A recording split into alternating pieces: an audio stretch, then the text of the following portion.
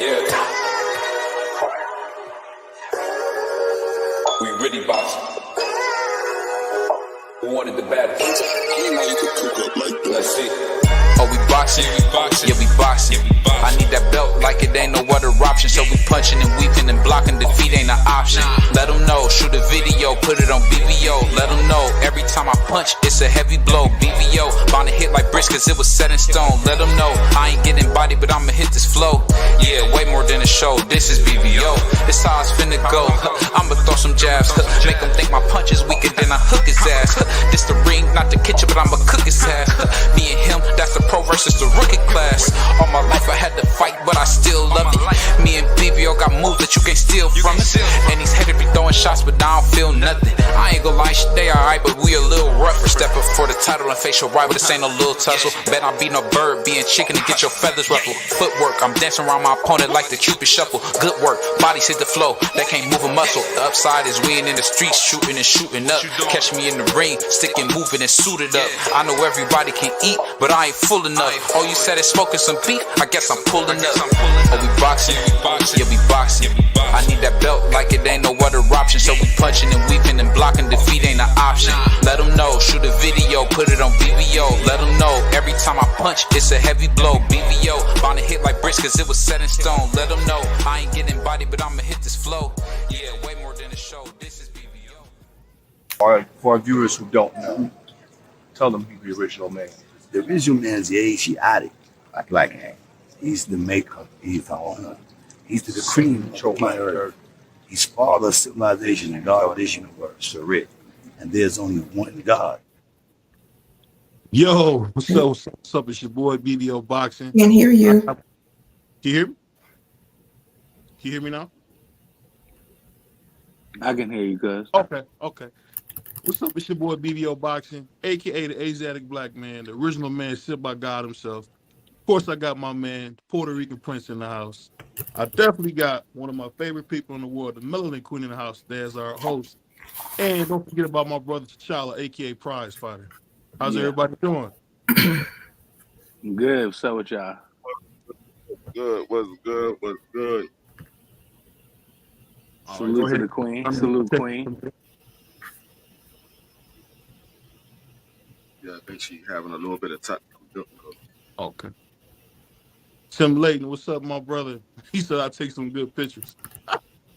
Hey, that's a good picture you took, man. Salute to my man Tim Layton taking a picture at the fight.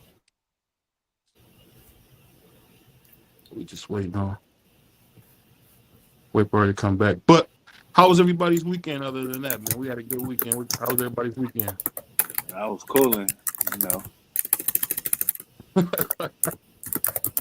My weekend was great. I watched some good fights and got a chance to see some things that I ain't seen in a while. Got a chance to hear some people talk crazy. So I'm ready. So if you can't hear anything, I'm gonna go out and come back into the link. Sometimes that happens. Just go like out of the link and come right back in. I'll bring it back in. See if that works. Yeah. Did that work? You hear anything now? I can hear a bunch of typing. She's about to go out and come back in. But I'll tell you this though. If y'all didn't hear, my brother D3 was doing a lot of capping. You gotta watch D3 been doing a lot of capping, man. What did Free do? The brother said, if I was doing some capping, then you must be one of those fans I was talking about. Oh, here we go. Get right to it then. Hey, D3 do a lot of capping. He think I won't go toe to toe with him on debate. He don't want it. He don't want it. He don't want it. He know it. I don't want it. You've been asking, and I didn't already sent the offer. I mean, I'm the A side. I didn't sent the offer multiple times. You still ain't.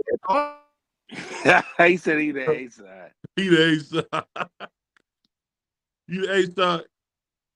You came in second in that tournament? No, I came in third in the tournament. But a lot of people said who won that? Who won that? King Judah. I mean, I said King Judah. Boxeologist. But a lot of people said I came in second. So I mean, it is what it is. I ain't gonna argue nobody's. I ain't gonna argue with what the judges decided. It is what it is. All right, we got the queen back. All right, can you hear us now? I can hear you now. All right, we back. rolling, cooking with grease.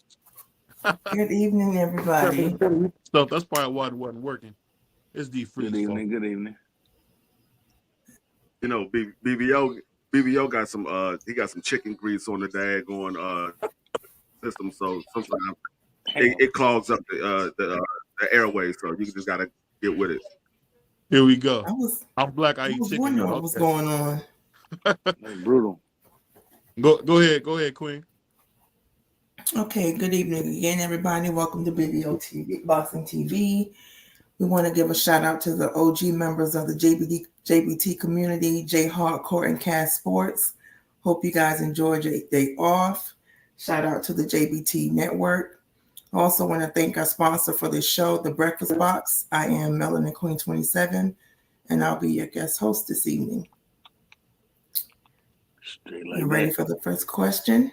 Oh yeah, Let's get to it. Again, I'm sorry. I meant to also greet prize fighter D Free. Good All evening, good. fellas. Salute, Queen. First question of the evening. Why is Shakur treating podcasters with weapons because they did not enjoy his last performance? Wait. Say one more time. What? Why is Shakur treating podcasters with weapons because they did not enjoy his last performance? Okay. A.k.a. it is what it is. Cam and Mace, I'm assuming. I like how you read that typo, Queen. That's wrong, but it's okay. I like how you read that typo. Yeah. But I think that's what you get when you get people who not sure of themselves. Shakur showed us a bunch that he's a little uneasy, and he didn't grow up with his father, and a lot of those little guys like that, man, they kind of had those emotional reactions. I think that's all it was. Yeah, man. I don't know what's going on with the kid. Shakur, to be honest, bro, he's having meltdowns. He's arguing with people. I don't even know what to say about him no more. He has to find his way. He has to find his niche, He's arguing with people on Twitter. He's doing things. He's saying things. The most thing that pissed me off about Shakur and BVO, we talked about this on the phone earlier. This kid, Terence Crawford, if anybody's trying to give you a boxing advice, and Terence Crawford is giving you boxing advice, and you got to answer for everything he say, lets me know where your mentality is. He needs to clean up his circle. It's a lot of things. We're gonna get into that though. Go ahead, Puerto Rico. Yeah. I really don't know what's. I think Shakur. He thinks he's a little too good. He thinks he's better than everybody else, but everybody can't have the same problem with you and everybody be wrong. You gotta sometimes look at yourself in the mirror. A lot of times when everybody are saying the same thing, a lot of times the problem is you. It's not everybody else. So with him having issues with everybody that's critiquing what he's doing and they having the same critique about what he's doing in the ring, then I mean it's either one or two things. Either you gotta stop being on social media talking so much, or you gotta be honest with yourself and the fans and let everybody know what it is. Because when you say one thing and then you go out there and do another, people's gonna have they're gonna have problems with your performance because they're expecting one thing and they're expecting what you're telling them. And if you're not doing what you're telling them, then they're gonna have a problem with it. So he gotta take a step back and look at himself in the mirror and try to figure out, okay, what am I doing that everybody has a problem with? And if he real with himself and the people around him is real with him, they'll let him know, hey, you're doing a little bit too much talking and you out here lying to the fans. And I said it many times before. it ain't no problem being a person that can't knock everybody out. There's a lot of people in the sport of boxing that we look at as good fighters that couldn't knock everybody out. But they wasn't the one that was going around telling everybody they was going to knock somebody out. They told the fans exactly what it was. I'm going to go out here and show that this individual is not on my level. And there's multiple ways you can do that. So he just got to be honest with himself, and then he'll have a better outcome from the fans and his performance, because his performance wasn't that bad. It just wasn't what he said he was going to do. Salute to my brother in the chat. And shout out to Scholar too, Boxing Scholar. But yeah, I mean, I don't have a problem with him knocking people out. You don't gotta. I'm one of them fans where you don't gotta knock everybody out. If it happens, cool. Don't get me wrong. We all like a good knockout, but like Free said, he going running his mouth too much, man. And Jay Prince, I mean, he's not acting his age, you know, and it shows, dog. Like, I'm disappointed in Shakur right now. Shakur, if you ever hear this, I'm still a fan. I'm still riding with you, but dog, you gotta figure something out. You gotta figure your lane. You can't worry about what the people, and stop. This, like I tell my son, stop having an answer for everything that somebody says. Like, stop having an answer. Everything you do, you got an answer. Every time, like Terence Crawford is trying to school you, and you got answers for him. The man told you wasn't jabbing. You got to jab your way in. That's what the man told you, and you had an answer for him. So you keep being, you do that to your grandpop in the corner, right? We seen that, right, BVO? He just going back and forth with his coach. I'm just like, I ain't never seen nothing like that. I done seen people have back and forth, but not as much as Shakur. Like, it's like excessive at this point. But again, he got to find his lane and stick with it, man. Stop, just go in there and like Free said, just tell everybody I'm going there, I'm gonna box. You know what you're gonna get. You know what I'm saying? And it is what it is. I would just say this: it's very important. Fathers are very important. You say, BVO is always pushing for fathers being in the home or fathers being a part of their lives, because an extremely emotional man is very, very dangerous. And I'll ask you, Mona Queen, what do you think when you see a man that's overly emotional? Does that worry you at all when you see a man that emotional? What does that do to you? Boxing Scholar crazy. How you gonna put me on the spot? I gotta ask you, got that opinion for us? Overly emotional. Emotional is one thing. Overly emotional, it does bother me to a certain extent. Because it's okay for a man to express himself. There's nothing wrong with that. Men have feelings and things of that nature. I completely agree with that. But when it gets to, as a former coworker of mine used to say, pissing out of the eyes or complaining or just having something to say about every single thing, not everything deserves an answer, like he said before. You don't have to address everything. Yeah. And the reason I say this is I've seen a video. A young lady took her phone from her son, and he was an emotionally unstable young man, and he tore her apartment up, broke the counter, broke the stove, pulled the fridge out. Yeah, I saw that. Yeah, and I don't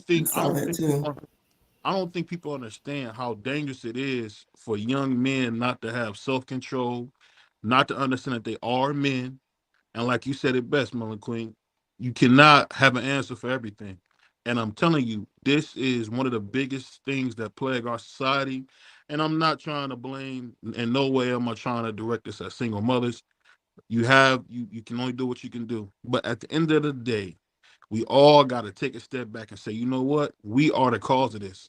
And I'm telling you, I've heard of these younger guys with more domestic violence, more, abusive behavior than ever. And it's because they're men as strengths, and they're thinking, I hate to say this, don't take this the wrong way, they're thinking like women would. A woman can yell at me all day, that's fine. But I can't give an emotional reaction because I'm too strong, and in my case, too big a guy to do it. And I'm telling you, the core is showing you what happens when you don't have a father in the home. And he's 26 years old, We behaving. got his grandpop though, didn't he? Well, listen, this is what I'm saying. Granddad is going home at the end of the night. That's the thing you're missing. I'm talking about it's very, very important to keep a father in the home. And I could be wrong on this, Miller Queen, but I'm just saying when I see guys this emotionally, charged up that you can't tell them nothing, that's kind of scary for me because you don't know what they'll do. You don't know what they'll do. You don't know what they'll say. And you see Shakur is up all night texting, up all night talking about what he'll do to somebody. He was talking about using weapons. He's going to do this and that to Cam and Mace. Just think if Cam and Mace was the regular civilians and called the police. He could lose everything. You see what I mean? What grown man threatens people with weapons over the internet? You see what I'm saying, Queen? That's the kind of stuff that scares me when I see that kind of behavior. And I'm not singing Shakur out. I'm just saying that girly man behavior is gonna get a lot of guys hurt. That's all I'm thinking. What you think? I'm with you BBO. I feel like Am I wrong, Melanie Queen? Because I know sometimes you say BVO go over the top. So I want to tell you, I want to ask him. I feel like a woman cannot teach a boy how to be a man. She can lead and guide him as a mother, but she still can't teach him how to be a man. He's going to need a male figure, a mentor of some sort. And a woman can only teach a boy so much. She can't teach him how to be a man. That's a fact. My grandma could show me how to wring the mop out. Like she used to say, when you become a big fella, you can do it with one hand. But while you're little, you got to do it with both hands. So she can show you how to wring a mop up, but she can't tell you how to be a man. And I'm telling you, what we seeing with Shakur is definitely a warning. Young men, please be in your son's life because you don't want to raise an emotional man who's threatened to lose everything, talking about what he'll do to some people. But go ahead, man. I'm sorry, I didn't mean to get on that tangent. D for the win. Salute, man. Salute. It's Salute. Okay. Boxing matchups too. Next question, fellas. That's free. Oh shit, that's free. Me. I ain't used to calling you that. Nothing. Go ahead, Queen. My bad. I'm too. Yeah. Oh, it's okay. Free. He got. Man, you gotta watch him. Is Jay Prince a good boxing manager? I would say absolutely. I think the problem what happens with Jay Prince and the great Bob Arum, who was handpicked by Muhammad Ali, said it best. It's just a generational gap. Jay Prince is like a dude like my dad, old school criminal, but my dad know how to shut up and sit down. I think Jay Prince got to learn how to shut up and sit down because the whole thing, his last few years have just been just debacle after debacle. He's looking weak. That stuff that what's the guy that be with the gang with the bad skin? Whack 100. Yeah. Some of the stuff that he said to him, oh man, we could never be cool. And the tough guy Jay Prince didn't do anything. So RP to Takeoff, and he a good boxing manager, but I think you need to stick to boxing manager and stop trying to be a 60-year-old tough guy. That's just my personal opinion. Go ahead, my bad. Let Free get in there. Far as Jay Prince is a boxing manager, yeah, I think he's a good manager. The purpose of having a manager is getting your fighters fights. I've never heard any complaint from none of the fighters that. I mean, not saying that we probably will never hear any complaints, but I haven't heard any complaints about Jay Prince not getting his fighter fights. Far as what BVO talking about, I see Jay Prince being asked for interviews and he's being asked questions, and so that's one of the things happens in the interview. You ask the question, you want to respond to the question that you was asked. So I don't see Jay Prince just going out here and being on social media and talking to everybody. I see him having certain interviews and people ask him certain questions. So a lot of the stuff that Jay Prince is saying is responding to a question that he was asked, and he's being 100. He's saying what he feels. I can't knock a man to say what he feels. I mean, we don't know exactly what's going on behind the scenes. That's between Jay Prince and whoever else he's talking about. So, far as Whack 100, I don't pay attention to him. That man he's a goofball. I don't pay attention to him at all. That man lie on top of lie on top of lie. So anybody that's responding to him, you just trying to stoop down to his level. So I don't pay attention to nothing he say. Yeah, I can't take Whack I mean, I don't even know why we talking about him, but Well, I just let me just respond to Free. And you know what? You see what Free did? Free is like a Puerto Rican Brian Gumbo. He'll really be saying damn. something, and you think he's saying something, and he ain't said nothing. I think the question is simple, D Free. What do you think about what he said, about what Jay Prince said, not what the interview said? Now, I mean, if we're gonna go to think about what he said we acting like Shakur. We being emotional. It's a he say, she say. I don't care Yeah. about none of that. That's between them two dudes. I If like how they you did that. Free. if they That's ain't what Free did. You know what Free do? Because Free is a cool guy. Free, you know how cool guys make you feel like you're a punk when you don't do what they want. You see how Free just did that? no, I don't get into he say, she say. I don't get into that. I mean, if you got a problem with me, you can't say it to my face, then I ain't thinking two things about you. Because Right. I know what type of individual is. If everybody say, hey, this dude got something to say about you behind your back, and then I see you and I say, hey, I heard you had something to say. Oh no, I wasn't nothing like that. Nah, I ain't say nothing, Free. I don't think nothing about you. I know what type of individual you are. So I mean, it is what it is. I mean, I think Jay Prince is a decent manager. I mean, he like you said, he does get his fighter fights, but sometimes he go overboard with saying things. That's my only problem. And like Cam and Mace was right, man. You can't be doing that, bro. And Shakur threatening people, it was just it just shows signs of weakness to me. But like I said before, man, Shakur, and I don't want to talk about Shakur the whole time, but he got to tighten up. He got to figure out what's his lane. He has to just he has to do some soul searching. That's what I was looking for. He got to do some soul searching because I don't think he knows. Like mentally, he look like a girly boy out here right now. I don't care what nobody say.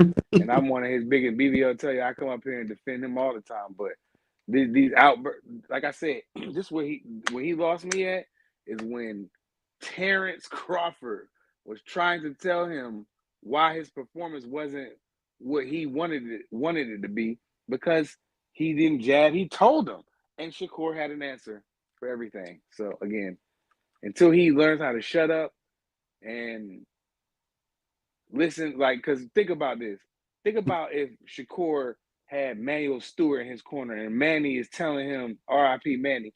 Manny telling Shakur something. Shakur is got all the answers for Manny. Manny might, man, he'll lose his. Bro, come on, man. Shakur, man, tighten up, bro. That's it. We can Well, move on. let me ask you this, Melanie Quinn. What do you think about Shakur threatening to use weapons and bodily harm? What do you think about something like that? Nonsense. That's it. Nonsense. Keep it in the ring. I never, you know, it's funny. I never heard men talk like that. I know maybe I'm old school. You know, a lot of people start running around here like it's 1998. I might just do that, but I just never heard men talk like Uncle, you gotta forgive me. I remember like a man said, "Oh, I'm going to do this to you." I remember people just doing stuff to you. Now I was like, "Oh, I want you to know what I'm gonna do." It's crazy. My brother Brandon B, man, it's your first time seeing you in here, man. He Yeah, said salute. the quality operator, but no way he beats Crawford. That's the fact, but we want to see the fight. But go ahead, Melanie Quinn. I know we got another Smash the like button.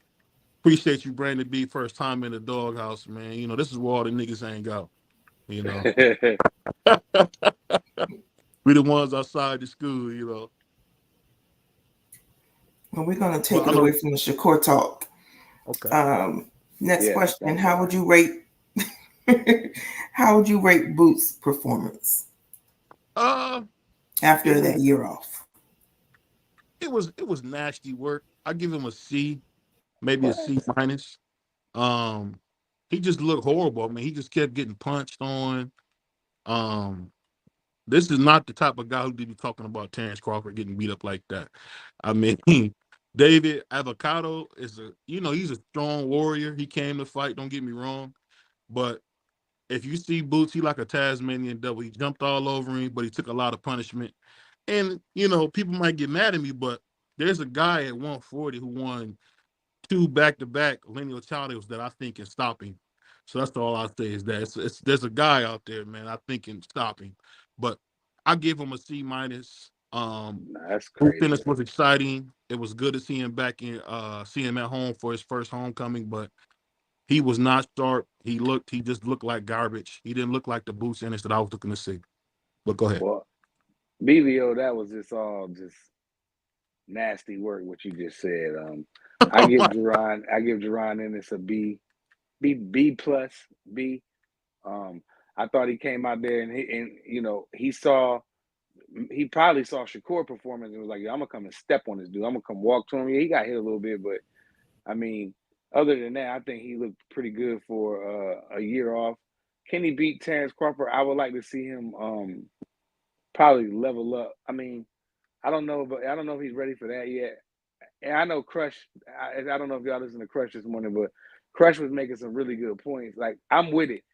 If they want to do it now, do it next. I'm cool with that. But me personally, I think he needs, like, there's a gap in there somewhere that he needs to fill before he jumping out, moving up in weight, fighting at 54. He never fought at 54. You talking about fighting Terrence? That's crazy. But again, if they make the fight next, I'm happy. Salute to the Queen coming in the building. She stands salute BVO, D Free Prize. What's going on? How you doing? Salute, We got Queen. my man Sugar Cane in the house. I thought I smelled some West Indian sauce, man. Salute to my man Marky Dan, Mr. Red himself. As far as Boo's performance, I give him a B plus. He won every single round. It wasn't a round that you gave to David Avenesian. Yeah, he got hit. It was some ring rust in there, and he even acknowledged that. He said his timing was a little off, and I mean that's what happens when you're inactive. You're gonna have some timing issues. You're gonna have some reflex issues. So I mean, the one thing he got to do is stay active. He can't be waiting on fights. And I mean, we understand it was he had some management issues that he had to take him to court to get out of those contracts. But he gotta stay active, because if you're going in there talking about fighting the top level individuals, those mistakes you can't have in a ring that can cost you the match. It can cost you whether you're walking out of the ring or you're being carried out of the ring. It can cost you whether you come in there and still continue having a O in that L column or having a 1 in that L column. So he gotta stay active. But as far as his performance, I give him a B plus. Yeah, that's what I give him. I didn't see anything. Did I say anything when you said a C? That's a question. Okay. All right. But yeah, I give him a B plus because I didn't see David Avenesian do anything that had Boots wobbled or anything like that. And Boots got hit with a couple of clean shots, and he walked right through it. Matter of fact, the shot that he sat him down on, he got hit with that. He got hit at the same time as he threw his shot, and Boots sat him down. So yeah, I didn't see nothing that he was worried about. I just saw him take some shots that he normally wouldn't take. But I give him a B plus. Yeah, I give him a B plus too. BVO with that C minus is just blasphemy, but he definitely. Hold on. Ain't you from Philly? Yeah. Oh. What's up? Okay. You compromise. And I gave him a B plus. Yo, that B plus must stand for bum plus. Now, I'm gonna be honest with you. I ain't grading this performance, bro. We already knew what was gonna happen. We kept calling the man avocado. Like bro, this man don't get no respect. I'm pretty sure his kids don't respect him. I'm just saying, man. So like we it was just a matter of when he was gonna knock him out, right? Nobody thought he was gonna see the final bell. So I ain't even gonna grade this performance. It's like a stay busy fight, because he ain't been in the ring in a long time. So I ain't really gonna, judge him that harsh on this performance. I will say this, bro. Now, Bud hit avocado so goddamn hard. People thought he was remember they thought he had some Wile E. Coyote explosives up under his gloves. Oh no, Bud ain't been hitting like that. Man, Bud cheating. So I don't know, bro. Bud got a lot of power, man. So I don't know. I still want to see them mix it up. I want to see that fight more than I want to see Canelo. The Canelo fight is like a casual fight. It'll show up, it'll do great numbers, etc. But for the fans, I would want to see Boots and Bud for I feel like it'll be like Hagler versus Mugabe type shit. You got the young lion coming up, knocking shit cold, big, strong, and then you got the Asian line. Because the love, man. Go ahead. Go ahead. So that's why. I mean, I agree. Go ahead. I agree. Go ahead. That's mainly why I want to see those two mix it up. You know what the fans always say: styles make fights, styles make fights. And then when somebody fights somebody on the level of David Avenesian, they say, "Oh, he can't beat him," or they'll say, "Well, look, Boots will get beat because David Avenesian touched him." So you mean to tell me you don't think if you get in the ring with somebody, even if they on your level, they're not gonna touch you? What the fuck are we talking about? That shit's crazy, bro. That's crazy, bro. Yeah, I don't. I mean, I agree with Scholar. I don't agree. Styles make fight. I think it's the person that opposed their style what makes the fight. I don't know about the David Avenesian versus Bud fight. I never watched it. I never seen the highlights or nothing. Well, I can't comment on that. All I could go by from what I heard that David Avenesian was doing somewhat the same thing he did to Boots. He did that to Bud Crawford. He was pressuring him, throwing a lot of shots, landing some shots that most people didn't think that Bud would take. I don't know. I can't say that was fact because I didn't see the fight. Well, did you boycott the fight? Yeah, he boycotted the fight. Wait a minute. So you boycotted that fight, but watched it when he had got knocked out by Bud? Nah, I didn't watch. Well, he didn't watch the Bud fight. He didn't watch the Bud. He boycotted the Bud fight. That's what I'm saying. Did you boycott the Boots fight as well? No, I didn't boycott the Boots fight because Boots didn't take that fight instead of taking another fight. He had that fight because that guy fell in because the original opponent fell off. Yeah. Oh, it's because of the L. Spence. I got you. I'm with you now. I'm with you. That's not what I said. You don't got me because if you got me, then you wouldn't have said what you said. So I'm not understanding, D Free. So you boycotted it because he didn't take the fight with who? He didn't take the Earl Spence fight. That's what I just said. He didn't take the Earl Spence fight. Not Boots didn't skip out of another fight. That dude fell in because the other opponent got injured and fell off. So that dude filled in. It wasn't Boots. It was fighting somebody, and he said, "No, you know what? I'm not going to fight him. I'm going to go fight David Avenesian." That wasn't the case. That was the case in the Bud versus Spence. Bud was negotiating with Spence, but the whole time he was negotiating behind Spence's back and took another fight. That's totally different. So he just said everything you just said, bro. I know he ain't listening to me. He want to argue with me there. I don't know why. But negotiations free. I can feel you on that. You know, negotiations fall out. It's the fight you want to see, so you boycotted it. But His Excellency, the true face of boxing, man. Shout out to him. Hey, His Excellency, drop a bag on my boy VVO. He was talking after the fight about making Boots versus Bud. And bro, if he make that fight, bro, I ain't gonna lie, bro. I don't give a fuck what he do to the sport at that point, bro. I'm gonna be his number one fan, bro. I'm his number two fan right now. He do that, I'm gonna be his number one fan. I mean, I'm not a fan of nobody, but I just want to say, Bud was saying is a high risk, low reward in it. Well, the dudes that you working with, he want that fight, so we're gonna see what happens. Well, I'll say this. I'll say this, and I know we got to go to the next question. But it was the exact same fight. You basically seen Terence Crawford kind of take his time. He set some traps. He slowly worked it out. Left David Avenesian left himself wide open, and he looked like George Foreman. I mean, he just slowly walked him down and beat him dead almost.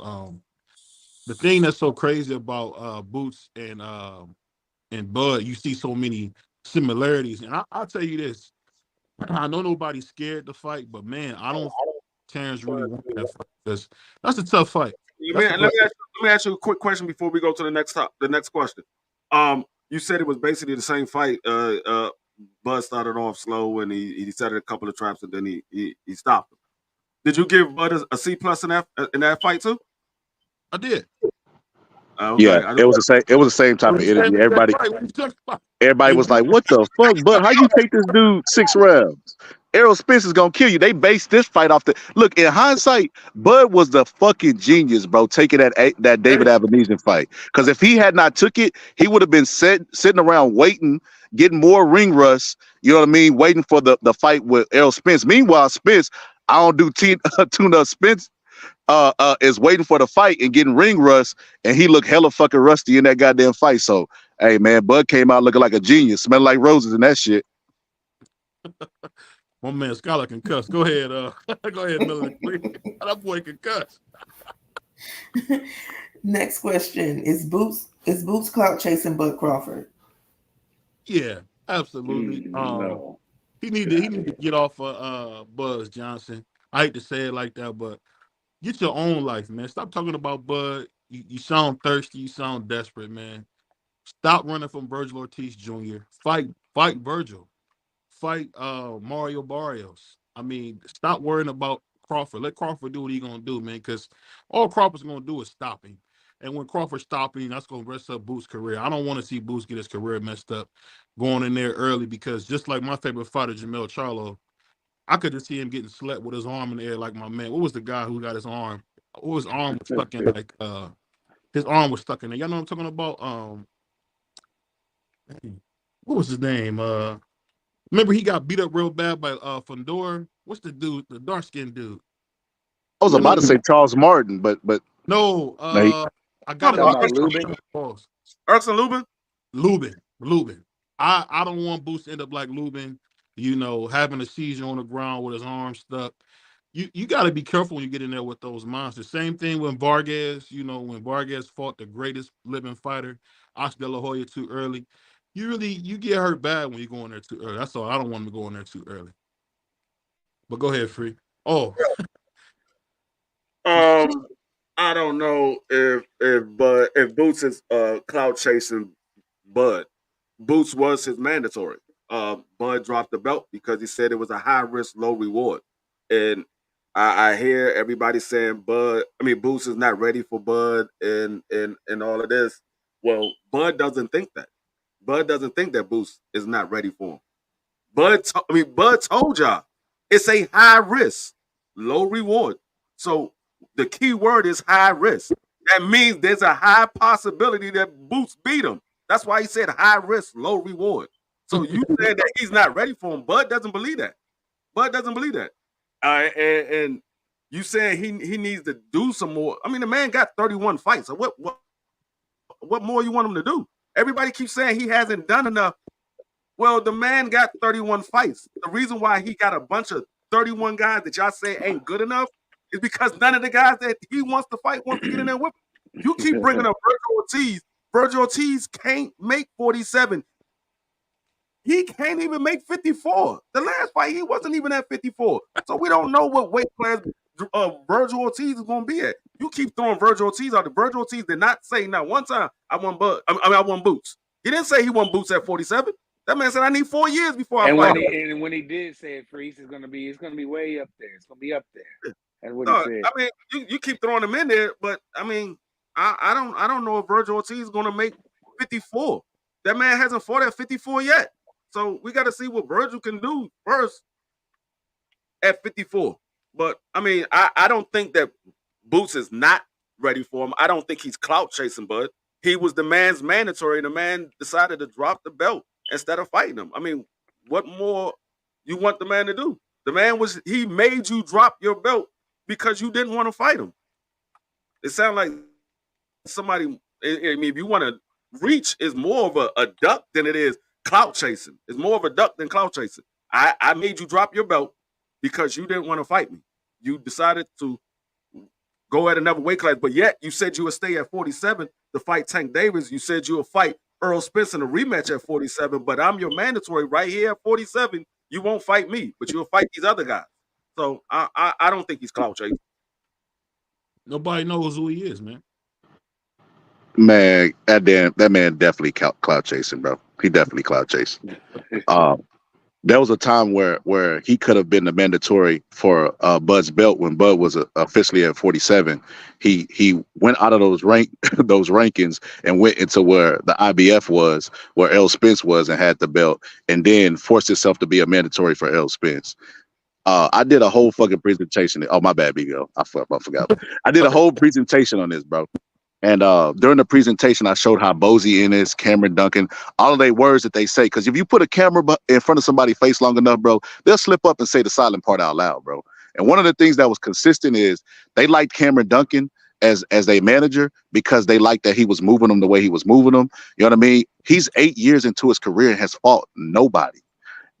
All the competition is at 54, not 47. That man's gonna easily become undisputed at 47. And you know what he's gonna do after every fight in his undisputed quest at 47? Call Bud's name because Bud is getting older, bro, and he knows it. Do you forget the Gillian Wallow interview when he said he was trying to fight him since 2018? Nobody even knew who the hell Boots was in 2018, bro. Like, bro, he does not want Bud, bro. It's apparent. It's apparent he don't want none of Bud, bro. But at the same time, I don't think Bud is eager to fight him. I think his is more so he believes Bud could beat him. I think Bud just looking for big money fights because he on his way out the door. Yeah, for sure. That's what I think. I think that I think Terence Crawford quest is, something else that doesn't involve Jaron Ennis, unfortunately. But he's looking for 2 or 3 more cash outs, and with Boots Ennis, he's not going to get a cash out. We might like the fight. We'll support it, but the casuals, like you said, that Canelo, Terence Crawford is more for the casuals or whatever. But Boots Ennis needs to focus on his own career. Leave Terence Crawford alone. He doesn't seem like he wants to fight, and just move on, bro. Chase your own legacy. That's my thing. Well, let me say this real quick. Salute, salam alaikum to my brother Clarence, man. Salute to my man Clarence, man. I heard he just took a shot not too long ago. Salute to Clarence, man. But I'll ask you this, man, quick. What do you think about Boots purposely calling Bud's name out? Do you think that's corny, or what do you think? No, I don't think it's corny. I think the man called out somebody who he was a mandatory for. Right. He was. I mean, it's the same thing with David Benavidez and Canelo. David Benavidez is the interim champion. He was supposed to be, according to Suleiman, after the winner of Jermell Charlo and Canelo is supposed to fight the winner of Boo Pound. He can do what he wants. Did I cut you off? I cut you off. Yeah, you did. You I didn't say nothing when you go ahead. They were supposed to fight Canelo. The winner of Boo Boo versus David Benavidez was supposed to fight the winner of Canelo versus Jermell. Well, Canelo won. David Benavidez won. He's been the number 1 contender for the last 3 years, and the man won't fight him. The man won't fight him. So it's the same thing. I'm not saying that he's clout chasing. I'm not saying that he shouldn't be calling the man out. We saying he hasn't fought nobody, but y'all get on him for calling out Boots. I mean, Bud. Y'all get on him for calling out the guy that everybody say is the guy. You get mad at him calling him out, but you say he ain't fight nobody. Y'all can't have it both ways. Do y'all want him to fight him or y'all don't want him to fight him? Which one y'all want? Because y'all saying he ain't fight nobody, so he's trying to fight him, but y'all say he clout chasing because he's calling him out. What you think? I can answer that. I never understood that. I want your opinion on this, Melanie Queen, because I know you sit back and watch a lot of boxing. What do you think about all this? Because I know you probably would agree with me. Canelo's number 1 pound for pound. He can do whatever he wants. Canelo gets on my nerves. Next question. Oh, you say Canelo? I'm tired of him. He should have fought Benavidez, but he didn't. So you rough, boy. I'm siding with D Free. He's a goofy. Damn, BVO panel turning on you, brother. Yeah, I side with D Free as well. Sorry about that, brother. Well, BVO, he knows not to even bother to ask me any questions about Canelo. So hold on. BVO, I'm with you to a certain degree, right? Like this notion that you can fight whoever you want, bro. It kind of came from Floyd, you know what I mean, towards the end. But he had already proved himself at that point. Canelo got undisputed, but he's still in the same weight class, holding up the division. Like that division is kind of lit, bro. We got Morrell, we got we got a bunch of fights that he held on. He's holding up the division hostage so much that Benavidez was like, bro, I'm gonna just move up, man. I'm gonna just move up. I'm never gonna get this Canelo fight, bro. That stuff is irritating as a boxing fan, especially when my biasness is always to the sport as a whole, bro. Like I have fighters that I like, but ultimately, bro, boxing has to sell itself to people that ain't gonna just love it just because it's boxing. And Canelo's not doing a good job at that. So that's why I'm like, yeah, Canelo, fight, bro, or give up the belts. or get off the pot. I would agree with that, but I'm just saying I think he should drop Exactly. all the belts and do what he wants from here on out. But go ahead, Melon. I know you got some more questions. That's whack. Yo, BBO, can I say something before she said? Because I wanted to address what the Boots question, because the Boots question was posed: do we want Boots to fight people or not? And it's like, of course we do, right? But he has a history, just like Shakur, right, of calling out the very best, but fighting the not so very best, right? The Shakur's last opponent was a guy that Frank Martin beat and hit him and knocked him down in was the last round. Nobody was calling for Shakur to fight that guy, right? But Shakur fought that guy. You know who Shakur's been calling out? Devin Haney, Tank Davis, all the elite people, T.O. But he don't fight nobody. We see the same thing out of Boots. You're at 47. When they ask you, do you want to fight Bud? You say yes. How are you going to make the fight happen if you're trying to get undisputed at 47? Are you going to go up like Roy and come down like Roy? Because you might end up like Roy trying to do that shit, because Bud is no slouch, right? But he has no interest in fighting Bud. You can just see it. He says he wants to, but the actions show different, especially when you're on Gilly and Wallow talking about, and Bud was like, got on the phone. The energy was different. When you try to fight me, man, I've been calling you out. When specifically did you try to fight me? Like 2018? Man, come on, man. He was like, you tired and you sleepy if you believe that. And I believe the same thing. Anybody who believes that Boots is trying to fight the best, they tired and they sleepy. Hey, you know what? That's a fact, Skylar. Only thing I will say is this, man. When it comes to Boots, he talk a good game, man. You know, he got that Philly accent. You know, he wear his Meek Mill construction boots. He got that look, but like you said, man, he all talk, man. I ain't heard him call out Barrios. I ain't heard him call out none of the champions, Brian Norman Jr. Okay, he called out Barrios and he beat Barrios. Y'all gonna say Barrios wasn't nobody? Tank Davis beat him. Hold on. There's a guy at 140 that's coming to take over 140. Ain't nobody thinking about him. Ain't nobody thinking about him. You said Barrios. Ain't nobody saying nothing about the dude you talking about at 140. You talking about Barrios. You said he could call out Barrios. You know what I'm talking about. I know. Who you talking about, BBO? Who am I talking about, Free? The only person you talk about at 140. Two-time lineage champion. I mean, he won Boots. If he won Boots, tell him go up there and fight Boots. I'll go up there and fight Boots. Well, salute to my man being in boxing, man. That's the world traveler right there, being in boxing. But I'm not gonna let D Free jump on me. I got nothing but love for you, Free. Go ahead, Melon Queen. I see what you're trying to do, Free. You my brother. I love you, man. I'm not gonna let you do that. You my brother. Next question. Will Boots get his opportunity to clean out 147? He absolutely will. But you know the thing that's so sad about everything? Nobody cares. I remember one of my favorite rappers, a kid named Troy Ave, was talking about some weirdo named Joey Bad. And he said it best, man. Nobody cares, man. If you take over 147, who cares? Because we know the moment that King T.O. comes up there, you're gonna run. We know. I won't bring up the coward's name. When that coward come up, you probably run. When Devin and Bill Haney come up, I'm sure you'll run. So I mean, to me, I think Boots is a good fighter, but I think he's a clout chasing hater, man. That's just me. That's crazy. That's me. That's so crazy. No, I said one of my favorite rappers. Go ahead. No. This is what I was talking about earlier, prize fighter. I know you heard the show earlier, Coffee and Donuts. This is exactly what I was talking about. Yeah. The fans keep saying what somebody won't do, but y'all give them credit for fighting nobody.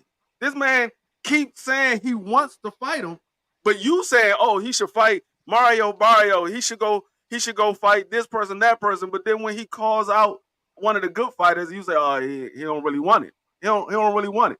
Well, the only way to know that he don't really want it is when he call you out, you say, okay, let's make the fight. Then we see if he back up. But if you don't say, let's make the fight, and you just say, oh, he don't really want it, it doesn't seem like he doesn't really want it. It seems like you really don't want it. That's what it seemed like. So you sit here talking about, oh, this guy move up, he going to run. No. The man is at the weight class. He ain't saying he's going to 54. He's at the weight class right now. Why? Your guy already had a fight. I didn't ask you how big he was. You said when that man move up, he's probably gonna run. Now you want to say you see how big he was no. The man is at the weight right now. If he want the fight, you already had a fight. He just had a fight. Move up, ask to fight him. Move up, ask to fight him. BVO, first thing I noticed whenever I was looking at David Avenesian and Boots, I said, bro, this dude got to be a middleweight, bro. There is no how the hell is he even making 47, bro? What the fuck? He got Ostarine popsicles in the back. What is he doing, bro? That dude was, bro, no Diddy. That dude was huge, bro. And we thought, I'll put like this: if we thought Errol Spence was a middleweight, hey, and you know this, brother. That dude Boots was huge. Pause. Like he was huge in the ring. I mean, he came in lighter than Avenesian did. He came in lighter. No, I'm not talking about the weigh-in. I'm talking about the next day. The night he was a heavyweight, bro. I'm talking about the weigh-in. The weigh-in, he was lighter than Avenesian. He's naturally a big kid. You know, he's a big guy. You know. Whoa, that was kind of tall. No, it ain't, man. He kind of tall. Like, I don't got time for that. He kind of tall. Yo, BVO, don't start, bro. I feel like I feel like he can top out at like 68, bro. I agree with that. That's a good. Well, Prize. With that being said, bro. With that being said, I don't know. Some miracle he's making 47, right? He's a big guy, so he could easily make 54. You know what I mean? Right. He could adjust to it with his skill set, his power, everything. He'll gradually go. So if 154 with Fandura, Spence, all the guys is like packed, why ain't he calling nobody out? I don't want to see him fight Barrios, bro. I don't feel like anybody at 47 could even mess with him other than Stanionis, and I still think he beats Stanionis and stops him. So why not go to 54 and fight the best? Why go for an undisputed scholar? But maybe he's like Earl was, and Earl had unfinished business at 47. Maybe Boots got that kind of mentality, you know. Mm-hmm. And I believe that Earl stuck around 47 too long. I didn't really want him to have that Terence Crawford fight at 47. I thought that would have been better at both of them going to the next weight, you know. But you know, like again, Earl had that unfinished business. So what if Boots is like that? You know, sometimes though, you might be right. You might be right, Prospect, but sometimes that can hurt you, bro. Like you said, staying at the weight too long. Sometimes not stepping up. Like y'all, we forget this. There was a time where Boots, with an 8-year career, which is crazy, was being compared to Roy Jones, which I don't understand that. But he was being compared to him, and then he fought Karen, and everybody was like, "Hey, man, maybe this guy's overhyped." So sometimes you can hurt yourself by fighting a certain level of opposition, because if they look impressive against you or give you a struggle, it hurts your brand.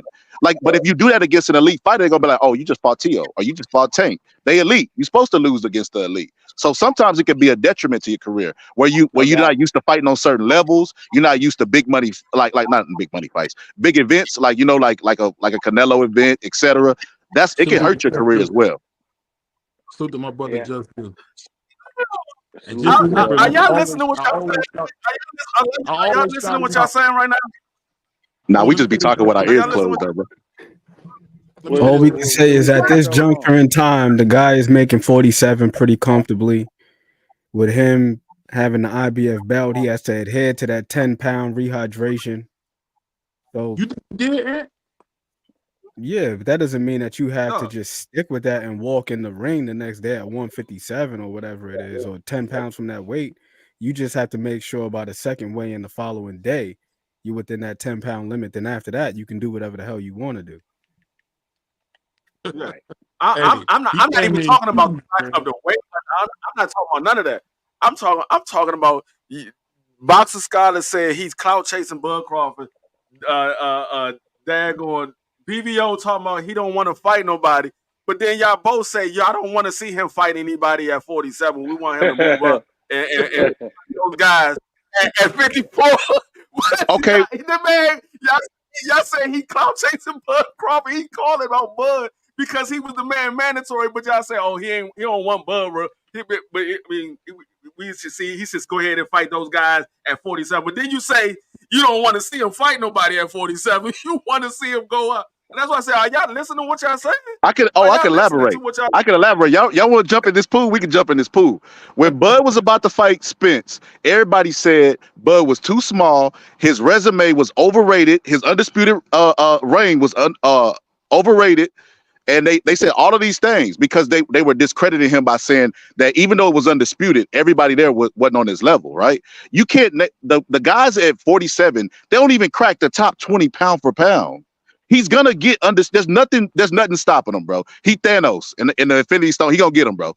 Ain't nothing gonna stop this man from 47. But at 54, whole lot of roadblocks up there. He ain't hollering that 54 stuff. He want to get an undisputed, age all these guys out, let them beat on each other, and then he gonna come be the cleanup man. Can I ask you a question? How many Hold times on, did we gotta get started. We gotta get started. Next question. I just want to ask one question. How many times have Bud Crawford fought at 54? None. But to be once. Okay. So y'all acting like Bud is already at 54. He hasn't even had a fight at 54 yet. Y'all acting like y'all seen Bud at 54. He's officially there now. He'll be there in 2 weeks, and the guy has his own plans. What I'm saying is, they said, is he going to go up to 54 and fight Bud? Like, Bud is already acclimated at that weight. Bud hasn't even had a fight at 54 yet. Well, regardless of such, Bud that's where he's going to be moving forward. He's not going back down to 47 after that. You're not listening to what I'm saying. You're not listening to what I'm saying. I'm listening to what you're saying. Is Boots going to go up and fight Bud at 54? Is a official weight at 54. He had multiple fights at 54. Like, Bud has already been acclimated at 54. Bud has not been acclimated at 54. We don't know what he's going to look at 54 because he hasn't fought there yet. We believe he's going to be great at 54, but we don't know. He's never fought there yet. He's going to fight on August at 54. We don't know what Bud is going to look like at 54. So to say Boots is crazy by trying to talk about fighting Bud at 54, like Bud has already fought at 54, and we know what he looked like. We don't know what he looked like. For all we know, regardless of such, that's But possibly. But Bud is an established fighter.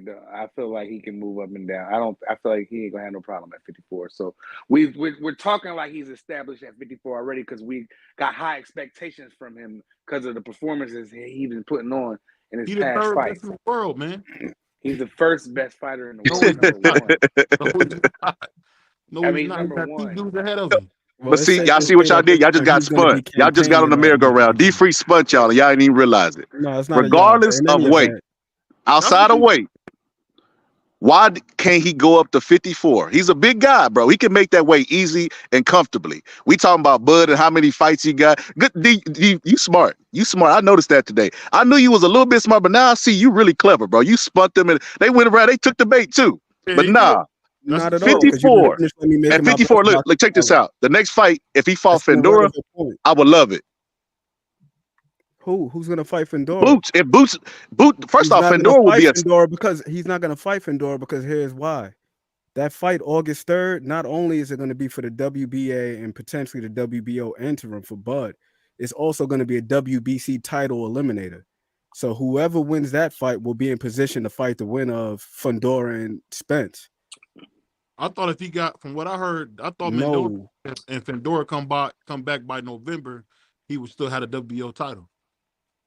But again, the WBC made that fight August 3rd officially a title eliminator. So whoever wins that fight, whether it be Bud or Madrimov, they're going to be in position to face the winner of Spence and Fendora. And that's the reason why Bud I know he's out of the equation now. Tim Zoo's out of the equation. Go ahead, Melanie Quinn. I know we got a couple more questions. We'll go all day. Go ahead, Melanie Quinn. Next question. Why is Boots avoiding Virgil Ortiz Jr.? Because he's scared to death. Virgil's going to, what Mike Tyson say? He's going to F him up. That's exactly what it is. Virgil's going to break his neck. I can see you loud. You can fall out your chair if you want to, D-Free. Virgil's going to mess him up, dude. We know how Virgil is. Virgil, I don't know, man. I think he got the talent to be a very, very good fighter. He kind of reminds me of how Amir Khan was when he was young. A lot of talent, a lot of power. He just compare him to Amir Khan. Damn. Hold on, you remember how Amir Khan was 2011? He was a monster. Yeah, Amir Khan was. He was on the pound for pound, bro. Yeah, Amir Khan was. I know he wasn't with Amir back then, but Amir Khan was a dog. And I just think just like anyway, you know, it's always good to shout out the guy that you know you're not gonna fight, but he knows if you get in the ring with Virgil, Virgil might stop him. I don't know what you guys think.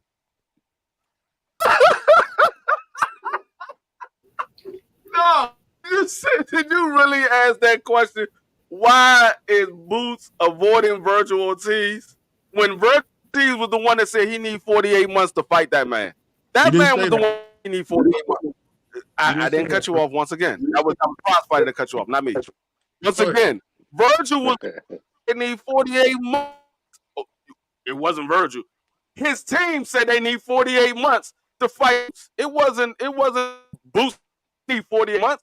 Last check, Virgil couldn't fight at 47 for the last 2-3 fights he had because he kept falling off because he had issues with making the weight because he was too big to make the weight. The things that y'all claim that Boots is, but Virgil really was too big to make the weight. And then Virgil moved up to 54, and he still hasn't made 54 yet. So Virgil is the one that ain't trying to fight Boots. It ain't Boots fight. Virgil not trying to fight Boots. He was the one that said he need 48 months. So he had to move out of the weight class because he was a big guy trying to fight a smaller guy's weight class. But y'all go ahead and go talk about it. Go ahead, Ant-Man. The man clearly has plans. Eddie Hearn, he has plans. It only makes sense to continue to build up his profile at 47. You saw the event that they just had Saturday. The building's packed out. First fight ever at the Wells Fargo. Continue to have him fight there. Establish that base. And boom, just keep rocking from there. Then you put yourself in position to get some of these other fights. You see, Bud is going up to 54, and he's able to have a fight right away for a championship. Why? Because he had the belts at 47. So let Boots get those belts, and then he'll have that leverage, and then he'll be able to, in turn, move up and challenge for a title when he goes to another division. As far as this Virgil Ortiz thing, I don't even know where the hell that's coming from. As D. Free just said, clearly, Virgil's having trouble making 47. He's at 54 now. And then just let them meet up wherever they meet up, whether it be somewhere down the line at 54 because these guys are close in age, or maybe even at 60. Both of them guys seem like they're relatively big for their respective divisions, so who the hell knows where they're going to meet up? We just got to wait and see.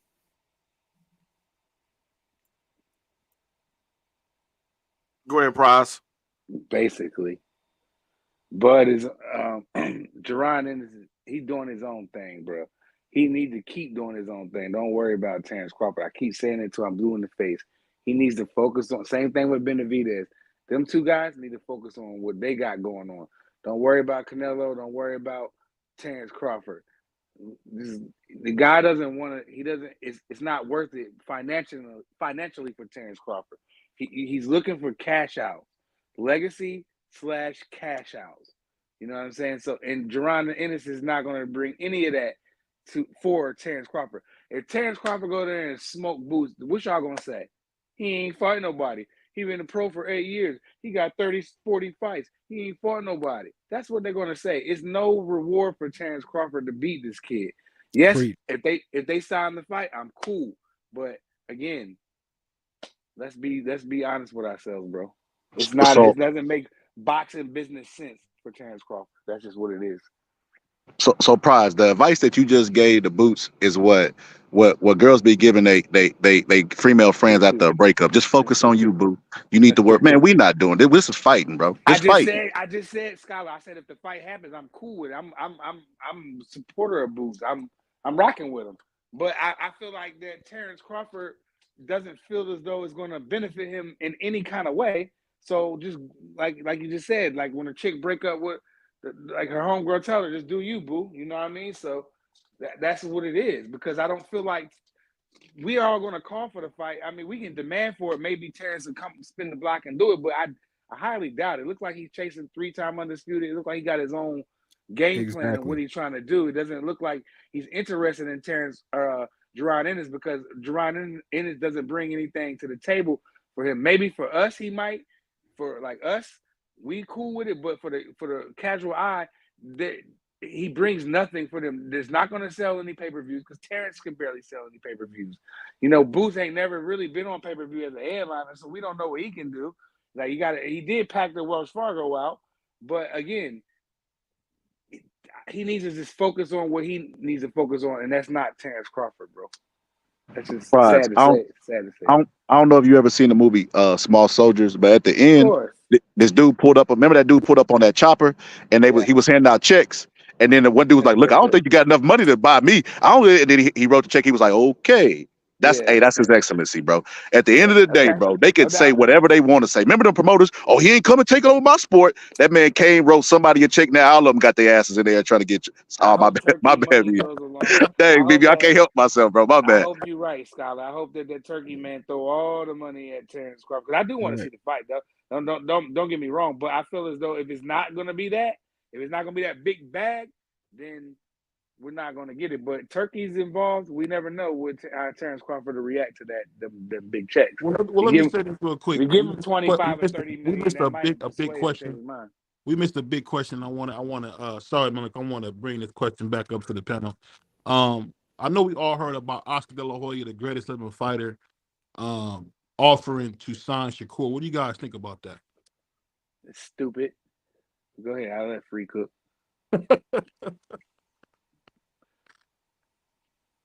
What you Scholar think about Free? One of y'all jump in. BVO. Oh, go ahead, Free. You on mute? It's a. I mean, if he can get Shakur the fights that Shakur won, I like I said it before. I don't care where Shakur goes, as long as he get the fight that the fans want, that he wants. I don't care. He could stay with Top Rank. He could sign with Floyd. He could sign with Matchroom. He could sign with Oscar. He could sign with daggone Pro Bella. I don't care where he signed, as long as he gets the fights that we want to see and the fights that he won. If there's certain fights that he won, and they're able to get him those fights, then sign with him. If that's what it takes for you to get those fights, sign with him. Who food they got for him there? I did hear him say this, and I don't know if you heard this, and I wanted to hear Ant-Man on this, man, and Scholar too. He said that he can make Shakur the next Floyd Mayweather. He can do everything in his power to make him the next Mayweather. What you guys think about that? Oscar snorting them 8 ballies again, but go ahead, Scholar. I don't think this is what I seen whenever I seen the tweet, bro. I seen him make an offer to Shakur, basically sign with me and I can get you the Ryan Garcia fight, which is crazy. Promoters don't normally do that, but he's that coward's name on here, man. My bad. We don't say that coward's name on. I'm sorry, man. He too disrespectful for the black people, man. I don't respect. Dude. Oh, forgot. Okay. I don't respect, dude, man. But that's what he was using as the bait to try to get Shakur to sign with him. And it's like, when has that ever happened in history? And it's like, Oscar, you had Canelo at one time, bro. Like, you let Canelo slip through your fingertips, and you gonna go get Shakur after everybody's complaining about a boring performance? Like, bro, it's just clear to me that Oscar ain't good outside the ring as he was good inside the ring, bro. That's why would you go and make a pitch like that? And he's not gonna take it. Like, it doesn't make any sense, bro. Everybody chasing his excellency's bags right now, bro. I seen an interview where Shakur literally said that he started cheesing from ear to ear when they said that. They said, "You're a free agent now. You know, you trying to go over to Saudi Arabia." That man cheesed from ear to ear. It was like, "Hey, man, if he dropped the bag, then yeah."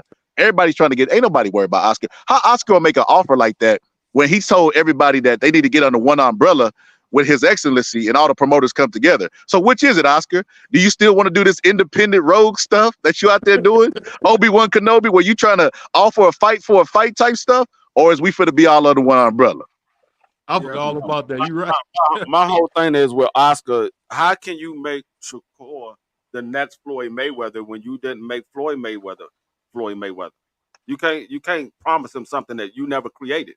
So I don't believe that. I mean, he don't have nobody in his stable that became Floyd Mayweather. He don't have nobody in his stable that became Floyd Mayweather. So how can he? Canelo has never been Floyd Mayweather. Canelo was the biggest name in boxing, but he wasn't Floyd Mayweather. Well, he made Floyd because he promoted 15 of his fights. My thing is this: he didn't make Floyd Mayweather. Why would he trust Oscar De La Hoya when Oscar De La Hoya lost the whole damn PBC? He ain't had no clue. What I'm saying is this. This is what I'm saying. I'm saying that if it wasn't for Oscar taking that fight where he clearly beat Floyd and was robbed, you know, we would have. Some bullshit. I mean, it's just that simple, man. Floyd really was made off Oscar De La Hoya's back, man. It's just that simple. Floyd numbers That's went up crazy. after he beat Oscar, and his numbers continue to go up every single fight after that. His It numbers was never as big as Oscar till he fought Pacquiao. his numbers continue to go up every fight after that. What are you talking about? His numbers continue to go up every fight after that. In the millions. What you think? What you think about this, Ant? You've been quiet over there, man. I think what boxing scholars said that has a lot of credence to it, as far as Floyd becoming a superstar after the Oscar fight. But so you agree no, I don't think that he made him, but that opportunity did. But here's the thing, to D Free's point, is like, who in the hell does Oscar have? He don't got no food. For Shakur to fight, right? That would put Shakur on that level, because that's what it would require, a certain dance partner. And right now, with 135, the only other person you could think of is Tank. And what is the likelihood of Oscar De La Hoya being able to get Shakur Stevens in a Tank fight? Well, the same way it was for him to get the Ryan fight. I said the coward's name. I'm sorry. The coward from California. Shakur, now, what did you just say, BVO? No, I didn't mean to say that coward's name, man. I'm serious, man. Going forward, and maybe I'm wrong on this, if you want to disrespect black people, man, I got no holler for you, man. The stuff that people continuously keep doing, and you could call me, a little rogue on this. I think the disrespect for black people has to stop across the board. The stuff that dude said about George Floyd and his family, it's like, for what? I think I'm getting to a place, maybe because I'm getting older, but I just don't like the disrespect that blacks have to take, and we got to take it all with a smile. I'm not cool with that. I would hope that dude never fights again, because you cannot keep disrespecting black people and thinking it's okay. My bad. Go ahead. My bad. Go ahead. The Oscar ain't make no Floyd though. That was crazy. Well, you got to Floyd put was the doing his cigarette thing down if you don't before he think got that. to Oscar. Oscar, he was doing. I got to put the what? My Dutchie down. But Oscar ain't make no Floyd. Floyd, his pay-per-views continued to climb after Oscar De La Hoya. He's sold more pay-per-views than anybody ever.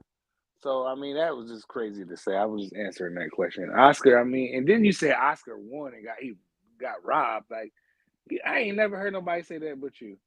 I heard Hold on, Prize. Look, BVO. Sometimes he be saying some stuff that that I can't even back. But that right there, that is true. That, like, after the fight, they interviewed Floyd Senior, and Floyd Senior was basically saying, like, this is a close fight, and if you go by point system, Oscar won, and if you go by clean effective shots, then Floyd won. It was a tough fight for Floyd. It wasn't as easy as that. And you said one thing, bro. That you said Oscar didn't make Floyd, but then you said that the pay-per-view numbers climbed up after Oscar. Like, bro, you know how it is in boxing, bro. That shit like Highlander, bro. You beat somebody, you still they fucking, goddamn, my bad, Bill. You still they soul, bro. Like, you still they swag, you still everything from them. They pay-per-view numbers, you just absorb them like Shang Tsung, like your soul is like that type stuff, bro. So when he beat Oscar, bro, he marketed it. He started fighting on Cinco de Mayo because he knew he had pissed off the Mexican fans, bro. He started fighting on Cinco de Mayo. Like, that's why his numbers kept coming. He would always pick another Mexican because he knew that they would want to see him lose. So that fight did make Floyd. And you know how you know that it's true? Floyd always says all the time, man, everybody don't understand. Oscar De La Hoya, I allow him to be the A side in the fight, going into the fight, because I knew what it would be for my career and make my career. So Floyd agrees with that fight made his career. Yeah, the fight made his career, but it's Oscar, the same you thing. right You though. you, Oscar you wanted playing some everything. goofy games, bro. I mean, go ahead, Melico. I know we got another couple more questions. Go ahead. Man, get out of here. Actually, this is the final question. All right, perfect. Is Boots a world-class fighter? I wouldn't say he's not. I just to say that Boots really is that guy that, and I just want to see him in there with somebody. I mean, don't get me wrong, you can only fight who they put in front of you, but I just feel like there has been a discerned effort for him to not take certain fights. I mean, he's 30. He got more fights than Errol Spence. Can y'all believe that? Errol Spence, I think, is 28-1, and I think he has 31 or 32 fights. So he got more fights than Errol Spence, and it's just, we just gotta be honest here.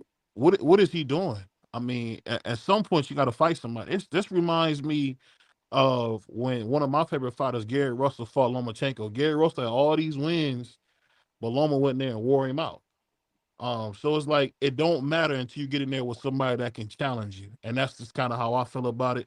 I think Boots is world class, but we won't know until we get in there because I thought Errol was world class. So we got in there with another world class guy and got beat to death. So I mean, I don't know what you think about everything. Yeah, go ahead.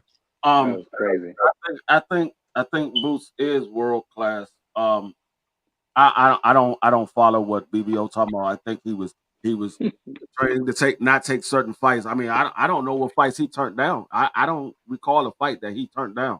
I don't recall a fighter saying they want to fight Boots and Boots said, nah, we ain't gonna go that route. I don't know nobody that said they want to fight Boots. I know people that said they don't want to fight Boots. I mean, Keith Thurman act like he didn't know who Boots was. He didn't know who he was. Tom Porter said, man, keep that man away from me. Keep that man far away from me. Danny Garcia said, nah, I ain't never fighting him. So I don't know who he turned down. And you say, I mean, they only could put who they put in front of him. Yeah. But he was groomed to not take certain fights. I don't know what fights he turned down. But you saying you thought Earl was world class until you put in there with another world class and he got beat. So that means you don't think Manny Pacquiao was world class? Because Manny Pacquiao got beat. Let me say this. I believe if Sean Porter wouldn't have had that knee or whatever, I thought he beat Errol Spence that night. To be absolutely honest, and that was Errol Spence at his best. I mean, that's your opinion, but I'm saying you said because Earl lost to Bud, that means he's not world class. So, like I said, does that mean Manny Pacquiao not world class? He didn't beat nobody. He beat a super tiny Mikey Garcia. I mean, who did he beat? I mean, he beat an old Chris Algieri. I mean, he beat a washed up Danny Garcia. He beat his best friend against Sean Porter, and he almost lost. Chris Algieri was old when he fought Earl? Yes. He was old. That's cat. So how old is Chris Algieri right now? Chris Algieri, he like 39, 40 something, man. Hell no. When did Earl fight Chris Algieri? He's not 40. He's not that old, is he? Well, he was like 35, 36. I think Chris Algieri is like 30, 34. Somebody pull it up because Chris Algieri is he's in his 30s. But how old is Chris Algieri, dog? I know Chris Algieri wasn't old when Earl fought him. And Earl beat arguably the best welterweight at the time. It was Kell Brook. Kell Brook was never the best welterweight. What are you talking about? You tripping. You tripping. He was the number one welterweight in the world. He was the number one welterweight at the time that Earl beat him. He was number one. He was never better. He was never better. He was never better than Keith Thurman. Whether you believe he was better than Keith Thurman or not, he was number one. Yeah. He was the one that wanted to fight Floyd Mayweather, and Floyd Mayweather said, "I'm already undisputed," because when it was undisputed, when in my era it was only 3 belts for undisputed. He was the one that Earl. He fought Manny Pacquiao. What do you want him to do? He fought Manny Pacquiao. Let me finish because you want to go off of some stuff because you don't have the facts of what you're talking about. Like I said, that man was number one. He was number one. And he beat the number one welterweight at the time, and it was the guy that was trying to fight Floyd, and Floyd said, man, and in my era, it was only 3 belts to make you undisputed. I don't need that 4th belt. So Floyd didn't fight Kell Brook, but Earl Spence went over to his country, his backyard, and beat that man and made him stop. So you're saying who has he fought? He fought the number one welterweight in the world and became champion. What are you talking about? He fought Danny Garcia. He fought Ugas. I know how my man Pride thinks. Let me ask you, Melanie, quick. What do you think about what we're talking about on this one?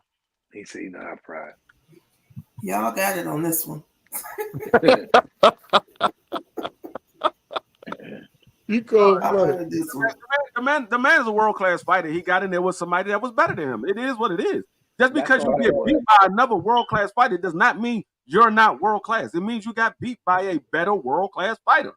Bud was better than him. That's what it was. Well, It didn't take away from Manny Pacquiao losing those other 6-7 fights before he fought Floyd. He was still world class when he fought Floyd. He wasn't no longer world class anymore. Everybody was still picking Manny to beat Floyd. Until he got in there and he crapped on himself. So what are you talking about? Well, I'll say this, man. Salute the Melon Queen for coming through, hanging out with us, man. Salute my brother Prize Fighter, man. Yeah. Salute my guy, the Puerto Rican Prince himself, D3. Salute my man, Boxing Scholar, always showing love. Really appreciate you, my guy. Appreciate my man, Ant-Man. And I got my OG in the house, Crush. Give us the last words, Crush, before we get out of here, dog. The Rise Podcast is up next. Hey, stop all that damn capping. We out of here.